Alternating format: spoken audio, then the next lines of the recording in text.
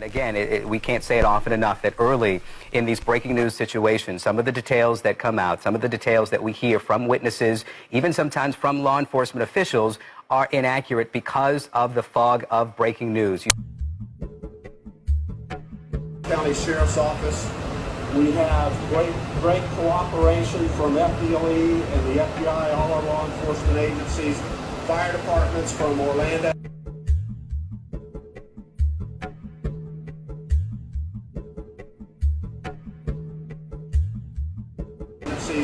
Fire departments from Orlando, Seminole County, fire departments from...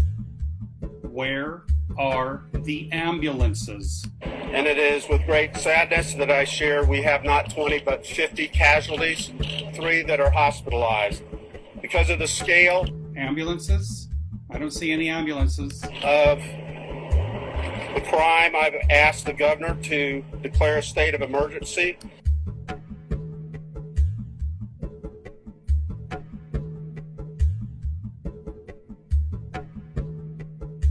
What is this, the New World Order? No ambulances allowed? You have to carry your victims to the hospital?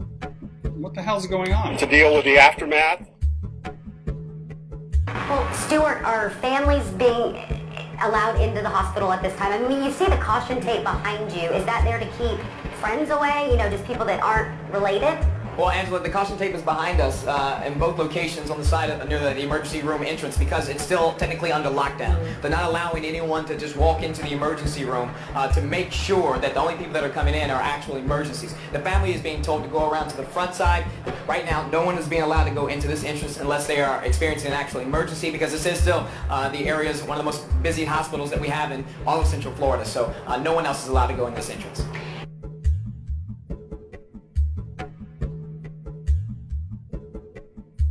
Around 2 a.m., a gunman exchanged gunfire with police, took hostages at a nightclub in Orlando. 3 hours later, police SWAT teams move in, kill the gunman.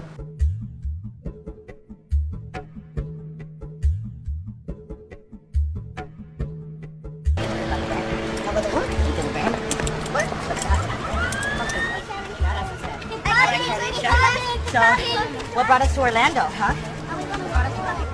I got you. Fine.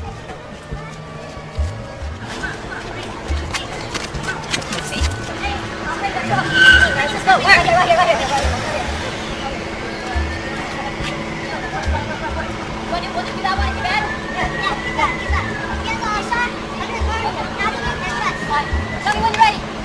here. The audio archives from the Orlando club shooting are missing from broadcastify.com, which is a website that archives police scanner audio. Our audio archives for today, we scroll all the way down to the bottom, which would be the earliest archives for the day. Normally, these start at around 12 a.m., but the ones from today don't start until 3 a.m. or 2:57 a.m., as you see here. Where are the archives from 12 a.m.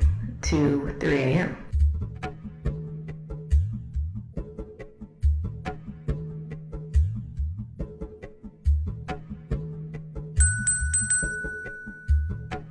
The FBI first became aware of Martine in 2013 when he made inflammatory comments to coworkers alleging possible terrorist ties. The FBI thoroughly investigated the matter, including interviews of witnesses, physical surveillance, and records checks. In the course of the investigation, Martine was interviewed twice. Ultimately, we were unable to verify the substance of his comments, and the investigation was closed. In 2014, Martine again came to the attention of the FBI because of possible ties to Monar Abu Salah, an American suicide bomber.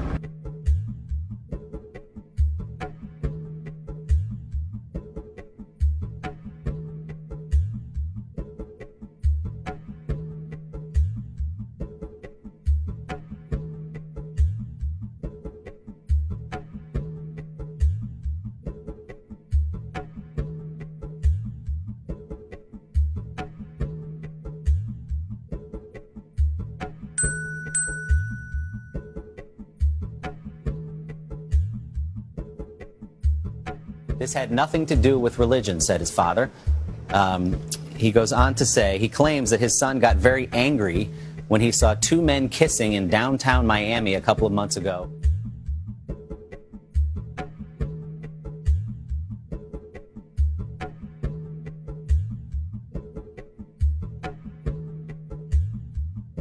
Police believe the gunman acted alone, but he was organized and well prepared. He was working with somebody else? I mean, I'm pretty sure it was more than one person. Like I said, I heard 2 guns going at the same time. Police believe the gunman acted alone. There was a guy kind of holding the door, and the guy was holding the door, not letting us exit. But we're like, what's going on? He's like, no, you guys have to stay inside. They're trying to prevent us from leaving the club. Maybe they're working together. First pushed our way through the door, and it was a small alleyway in regards of a lot of people trying to get out, and it was really, really a lot of traffic. So me and this tall gentleman, we just had the idea to close the door shut and push against to make sure it was coming this way, because the bullets were getting louder, it was getting closer. We just kept the door shut. The gentleman was walking back and forth, screaming on the phone that he had a relative inside. He didn't realize he had a bullet sticking out of his leg, out of his inner thigh. And it was about this big. It's reignited the gun control debate, specifically focusing on the weapon that was used in AR-15. The shooter was apparently armed with a handgun and a powerful assault rifle. Hundreds and hundreds of casings. They tell me at least 3 different casings from 3 different weapons. He had several, at least 2 handguns and some kind of semi-automatic weapon. At least 3 different casings from 3 different weapons. And he called somebody else that he knew, and he mentioned that he was the 4th shooter, and there was 3 others, and he mentioned, I believe, a female name, and that was playing dead, or because he's saying that she has a bombing vest, and he has one too. And then he said there were 3 snipers out there waiting for cops to come, so the snipers would shoot at the cops. This massacre is therefore a further reminder of how easy it is for someone to get their hands on a weapon that lets them shoot people. I believe weapons of war have no place on our streets. Mr. LaHood, to suspend the rules and pass H.R. 5312. H.R. 5312, a bill to amend the High Performance Computing Act of 1991 to authorize activities for support. And he was not able to buy a weapon that shoots off 700 rounds in a minute. Too easy to kill people in America today, and we have to think long and hard about what to do about that. We did have an assault weapons ban for 10 years, and I think it should be reinstated. And we have to decide if that's the kind of country we want to be. And to actively do nothing is a decision as well.